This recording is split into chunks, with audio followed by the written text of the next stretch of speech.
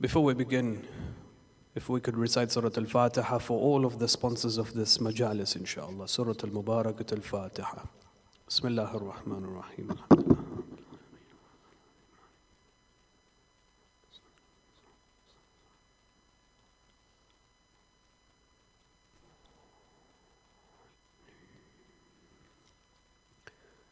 Bismillah ar-Rahman ar-Rahim. Alhamdulillahi Rabbil Alameen.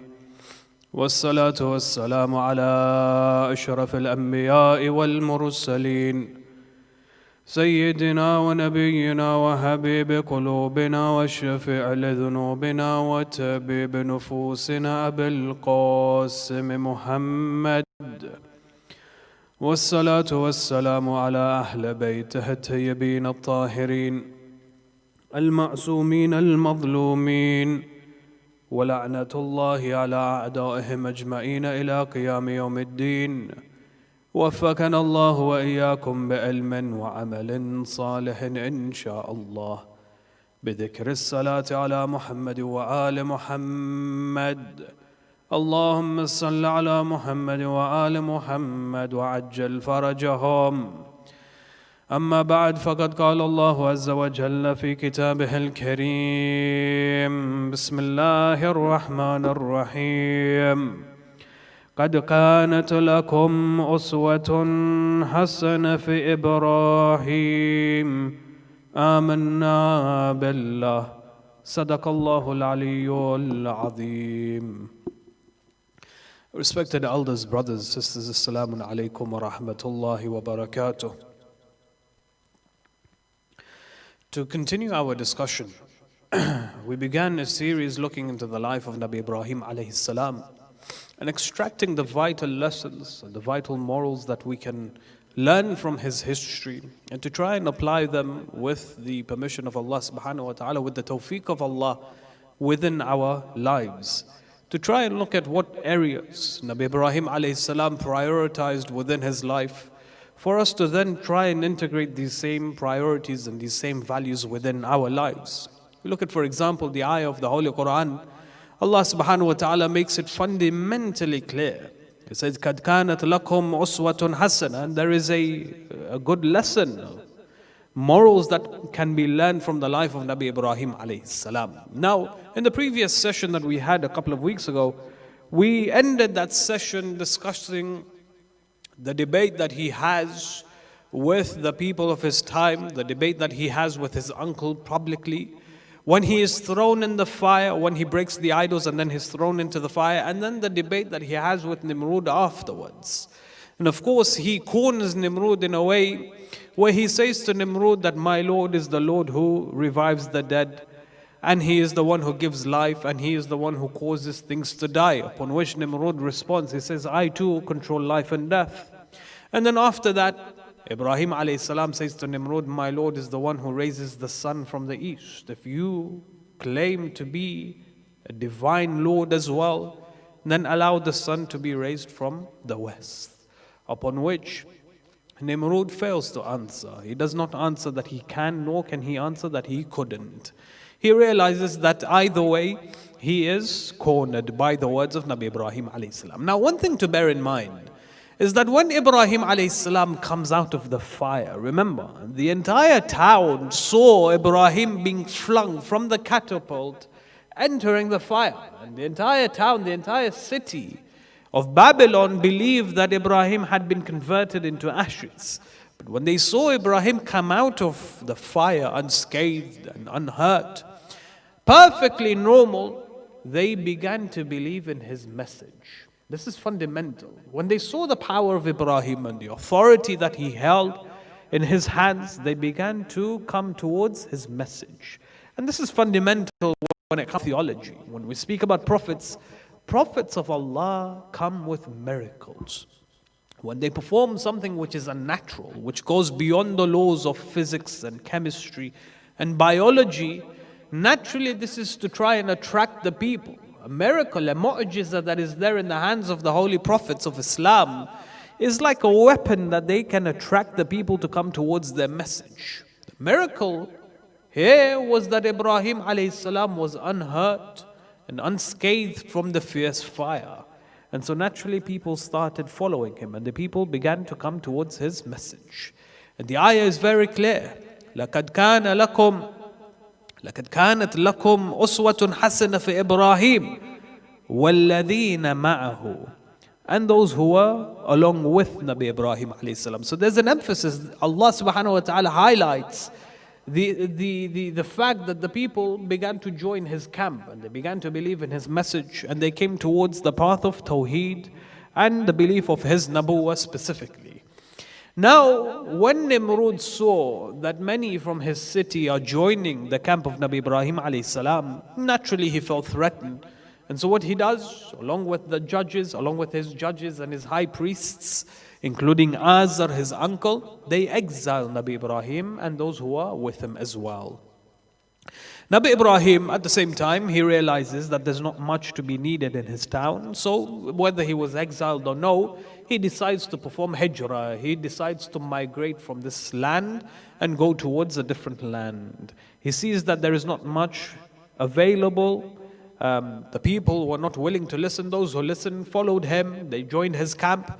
But those who are adamant in believing in the idea of shirk and polytheism, he saw that nothing can be done for them, so he decides to leave. He decides to leave the lands of Babylon and goes towards a different land, a different area of the world. Which land in particular? The narration explains that he goes towards the lands of Palestine, Philistine. Palestine in history is a holy land.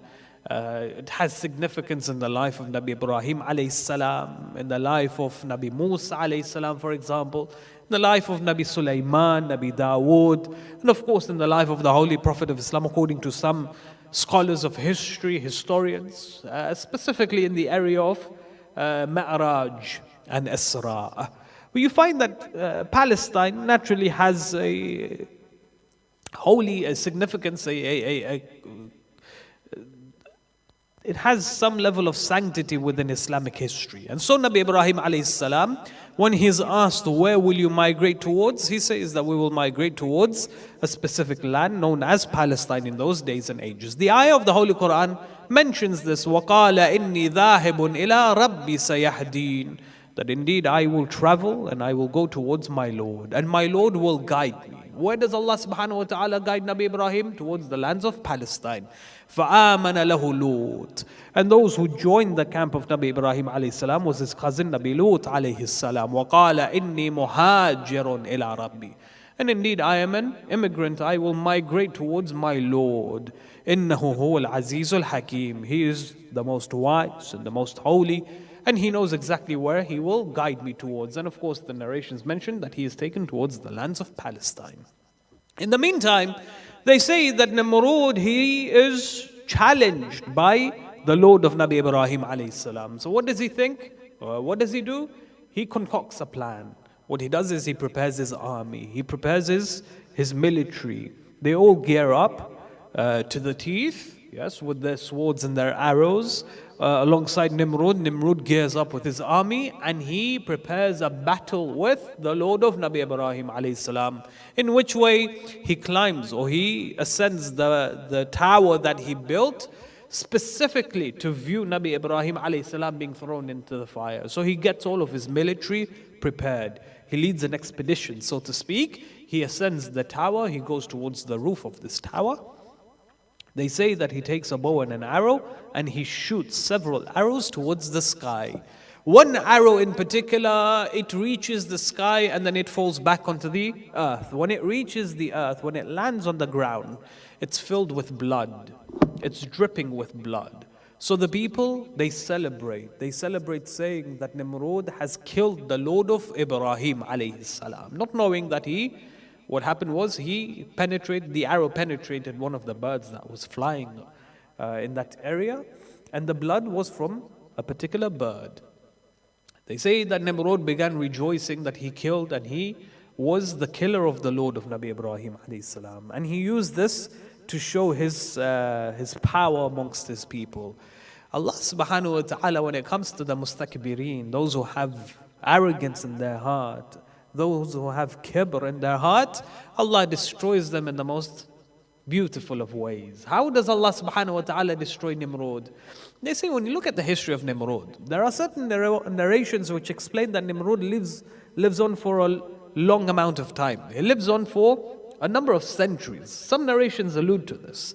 And this particular narration, what it says is that Nimrod continued to live on after Nabi Ibrahim alayhi salam left. So Nimrod continued to rule. And in fact, he met Nabi Yusuf alayhi salam, and when he saw Nabi Yusuf, and we all know the beauty of Nabi Yusuf that was there. When he saw Nabi Yusuf, he says, "Oh Ibrahim, how have you been?" As in he confused, or he recognized Nabi Yusuf, but he referred to him as Nabi Ibrahim. Upon which Nabi Yusuf replies, he says, "Oh Nimrod, my name is Yusuf. Ibrahim was the grandfather of my father. Nabi Ibrahim alayhi salam had a son by the name of Ishaq, who had a son by the name of Yaqub. I am the son of Yaqub." So this particular narration highlights that number one, Nimrod lived for a long time. But his beauty was the beauty of Nabi Ibrahim as well. Nabi Yusuf's beauty was the beauty of Nabi Ibrahim alayhi salam. To such an extent that Nimrod confused Nabi Yusuf to be Nabi Ibrahim alayhi salam. But other narrations explain that he lived for an averaged lifespan. But it highlights how Allah destroyed Nimrod. Allah destroys Nimrod through a small gnat, a fly. This fly enters the nose of Nimrod and it begins to attack its brain. When it attacks the brain of Nimrod, he immediately dies. A small gnat, a small fly. That's how Nimrod was killed. That's how Allah chose to kill Nimrod.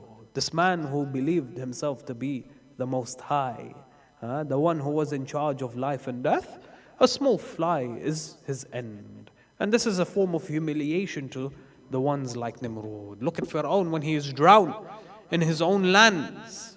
Pharaoh, when he is drowned, he has no power when the water drowns him. Likewise, Nimrod, a small fly, he had no power to stop the small fly from killing him. The narration explains, or history explains through narrations, that Ibrahim alayhi salam, then he migrates towards the lands of Palestine. Now, when he goes towards the lands of Palestine, he passes a specific land and he crosses the borders. This is a beautiful point in history. When he crosses the borders, the king of that time, who went by the name of Arara, they say that this king had a law that he had established within his lands, that any traveler that passes his land or wants to settle in his land, they have to pay 10% of whatever they own.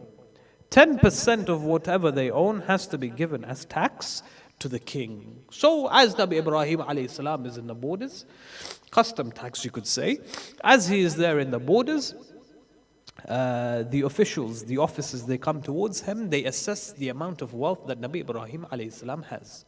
Remember, Nabi Ibrahim alayhi salam is accompanied by his women, is accompanied by Nabi Lut alayhi salam and his family, is accompanied even by his followers. So there's a large congregation that's there with Nabi Ibrahim alayhi salam. Now he's in the border. When he's in the borders, these officers, they assess how much wealth he has. So they count the gold and the silver they have. They come across a wooden box, a fairly large wooden box. They say to Ibrahim, Ibrahim, open this box for us. We want to see how much gold and silver you have within this box. Ibrahim refuses. Beautiful, he refuses. He says, I will not open this box for you. He says, but this is the law of the land. You have to pay 10% of what you own. We need to see how much gold and silver you have collected within this box. He says, no. He says, look at the dimensions of the box. Imagine how much gold and silver could fill this wooden box. Whatever figure you come across, tell me and I'll pay 10% of that figure. Imagine giving a blank check to the government.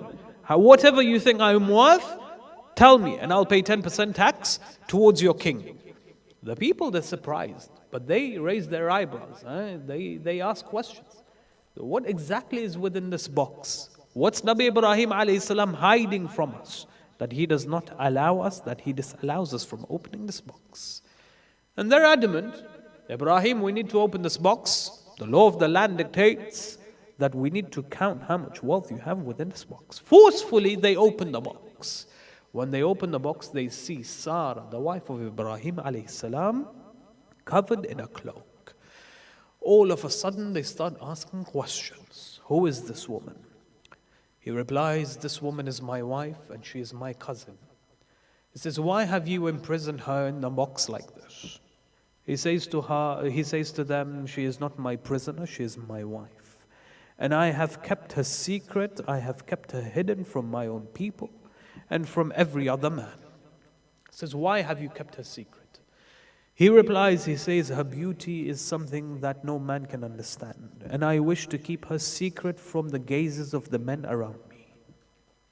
And I wish no man to see her, and I wish no man to touch her.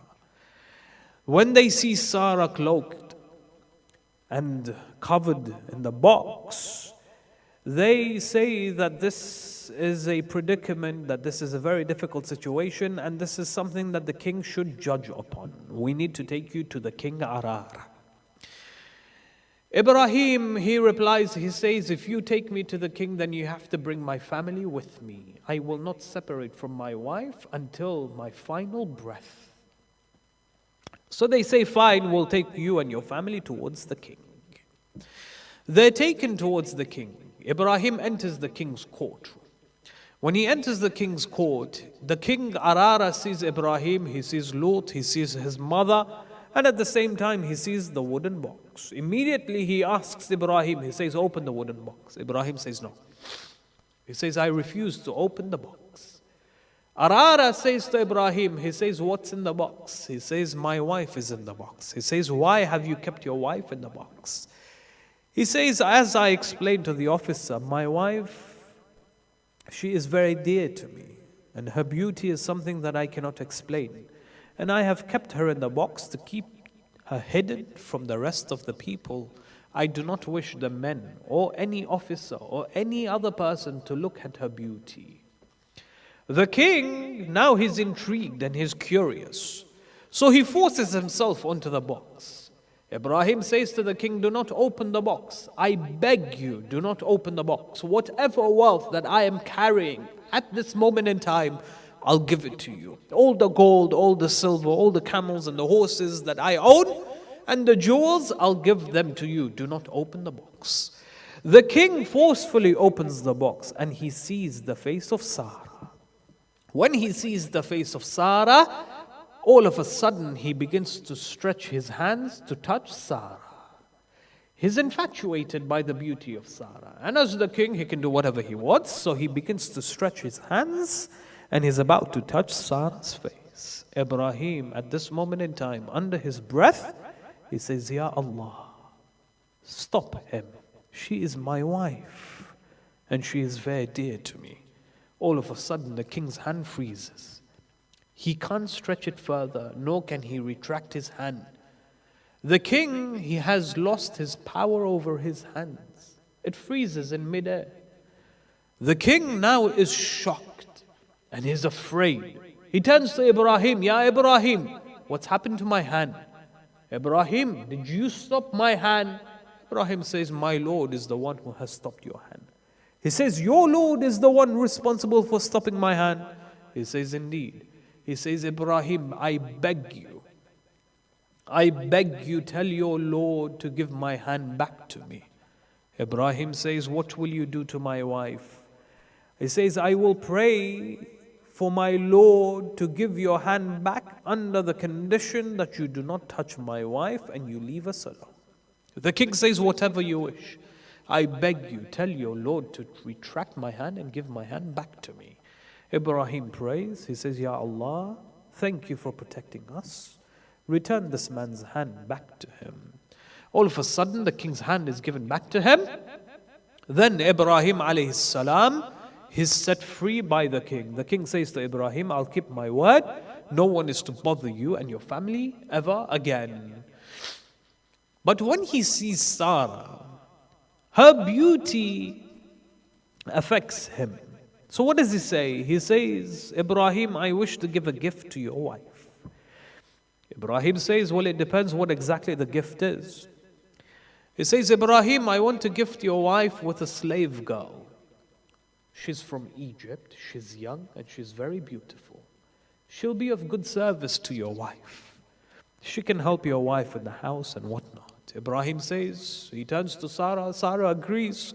He says, very well, we'll take the slave girl. Thank you for your hadiyah. And this slave girl is, of course, the one who is known as Hajar. And this is how exactly Hajar comes within the life of Nabi Ibrahim and Sarah alayhi salam. This is how Hajar now comes within the picture in the life of Nabi Ibrahim alayhi salam. She is a gift from the king Arara. Now, after realizing the authority and the power of Nabi Ibrahim alayhi salam, the king begins to escort personally Nabi Ibrahim alayhi salam out of the palace. So Nabi Ibrahim, he now begins to leave the palace of Arara and he's walking in front of the king. All of a sudden, Allah subhanahu wa ta'ala reveals to Ibrahim. He says, Ibrahim, stop walking. When you continue to walk, make sure that you walk behind the king. Do not walk in front of him. Ya Allah, why? He says, Ibrahim, every land needs a king. Every land needs a leader. You're not the leader of this land. He is. Show some respect to the king. Obey his law. He is a good king. So show him some respect at least. Walk behind him. So all of a sudden, Ibrahim alayhi salam, he stops and then he comes and he walks behind the king. When the king realizes that Nabi Ibrahim has just adjusted his position such that he has given respect to the king, that he's walking behind him, he says to Ibrahim, he says, Ya Ibrahim, why do you walk behind me? Ibrahim says, because my Lord has commanded me to do so. You are the king of these lands. These people look up to you and they look towards you to rule over them. It is my honor to walk behind you because my Lord has commanded me to walk behind you. He says, Ibrahim, your Lord has told you to walk behind me, knowing that you have much more power than me. What type of a Lord is this? Then all of a sudden you find that the king, here he begins to recite the Shahada. He acknowledges Ibrahim to be the wali of Allah subhanahu wa ta'ala, to be the wasi, to be his representative, his hujjah on this earth. And he comes towards the religion of Ibrahim alayhi salam. He converts to the religion of Islam, as explained by Ibrahim alayhi salam. The narrations explain Ibrahim begins to teach him some of the ahkam of his religion. And imagine the power when the king comes towards the religion of Islam. The power when his representatives come towards the religion of Islam, and the idea that his nation altogether come towards the religion of Islam. Because in those days, this is how it was. When the king comes towards, or when the king embraces a religion, all of a sudden the nation itself embraced the same religion as well. So the king embraces Islam, the nation as well. It's not too far to think that the nation themselves begin to embrace the religion of Islam. So Nabi Ibrahim collects a heavy gathering. And then, of course, the narrations explain, he then moves towards the lands of Palestine. When he moves towards Palestine, what's interesting here is that Nabi Ibrahim settles down. He settles. And he begins to propagate his message.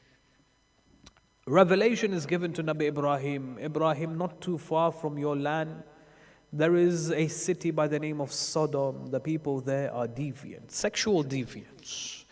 We need someone to go and guide them. So Nabi Ibrahim alayhi salam sends Lut to go towards that particular city. And then, of course, that's a different side story of how Nabi Lut goes towards Sodom and how he guides them and how Allah subhanahu wa ta'ala eventually destroys them. But Ibrahim alayhi salam sends his cousin Lut towards the city of Sodom.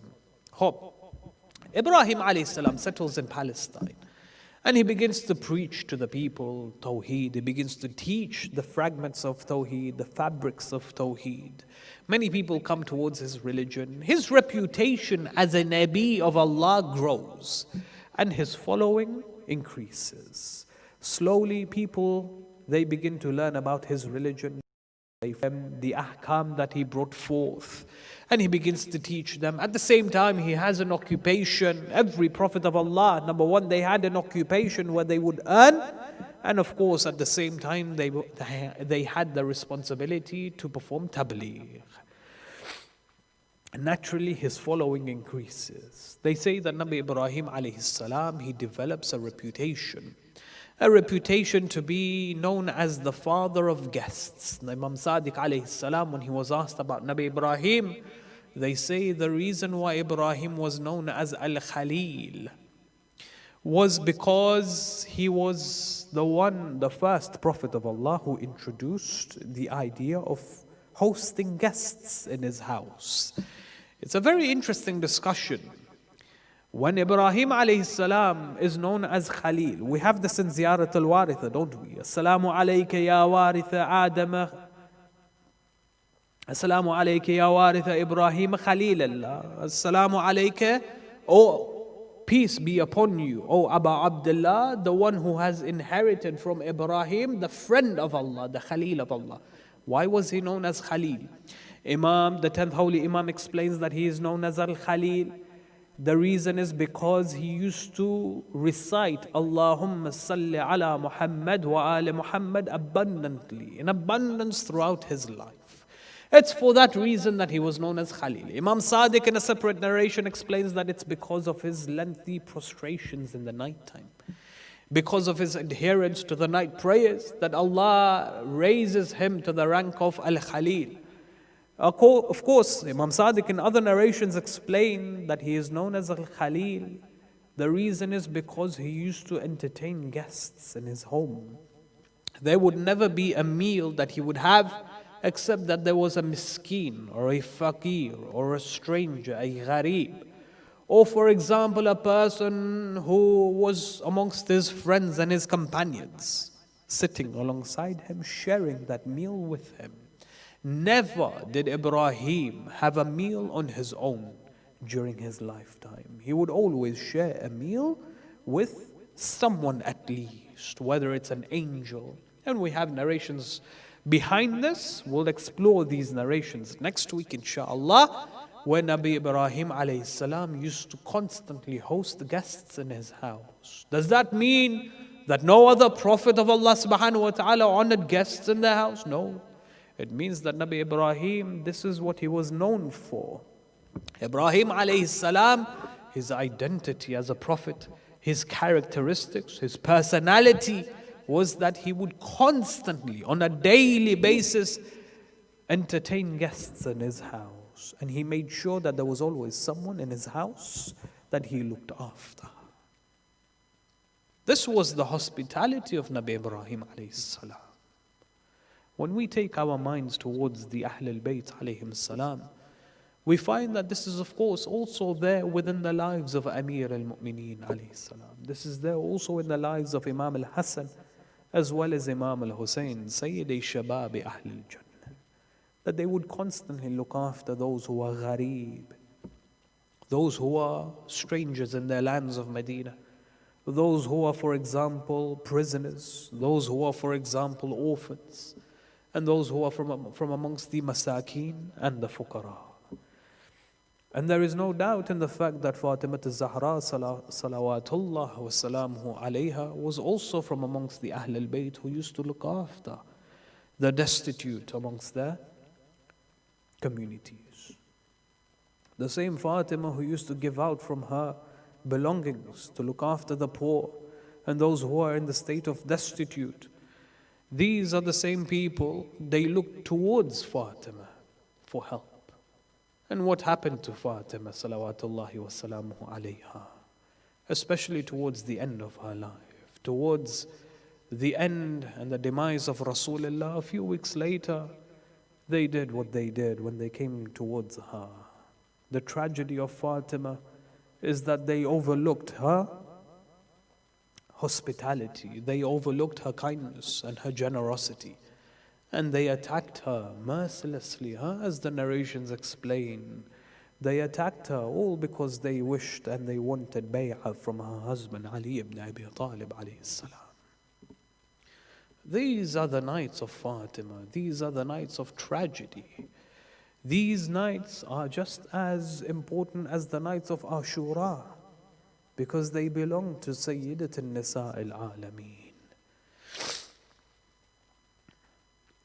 We spoke about the ghayrat of Ibrahim alayhi salam, that he did not wish any man to see the beauty of his wife, let alone touch his wife.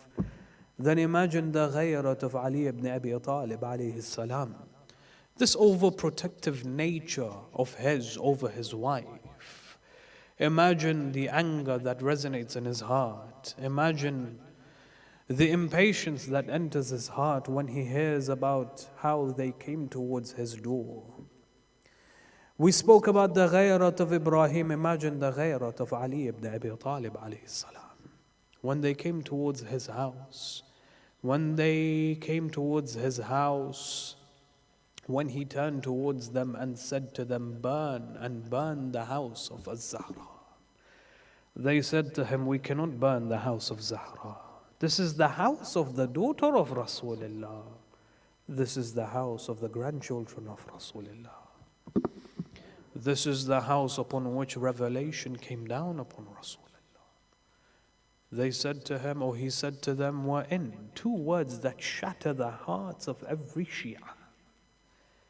He said, we're in. And so what if this is the house upon which Jibreel used to descend? So what if this is the house of the grandson and the daughter of Rasulullah? As long as we get the bay'ah of Ali ibn Abi Talib, that is all it matters. And they came, and they kicked the door. And of course, this had an impact on Fatima az-Zahra. She was between the door and the wall, and the nail which penetrates the heart, the nail which penetrates the ribs of Az-Zahra al-Batul, and she begins to cry, Wa abata, Ya Rasulallah. The Imam alayhi salam, he witnesses all of this. But he remembers the orders of Rasulullah. Do not attack them. Ya Ali, have patience and endure this patience.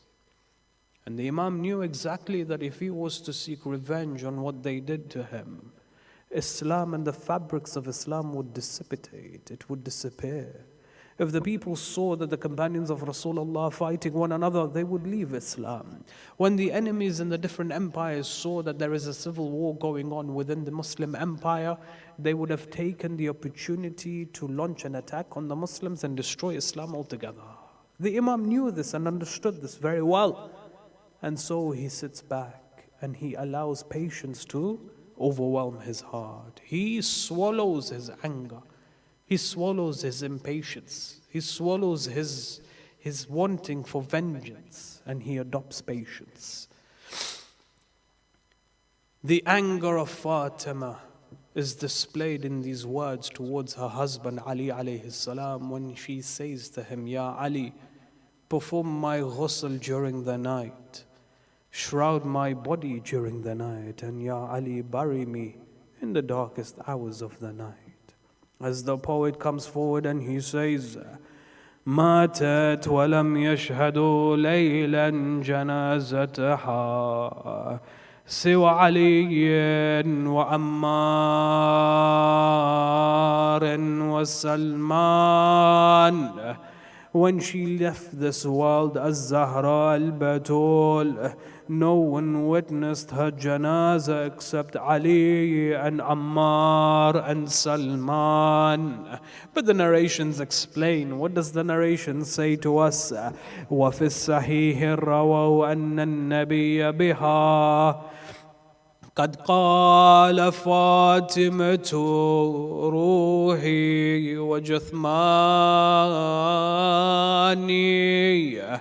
The narrations explain that Rasulullah was also alongside the janazah of Fatima az-Zahra. He was also alongside Ali and Ammar and Salman.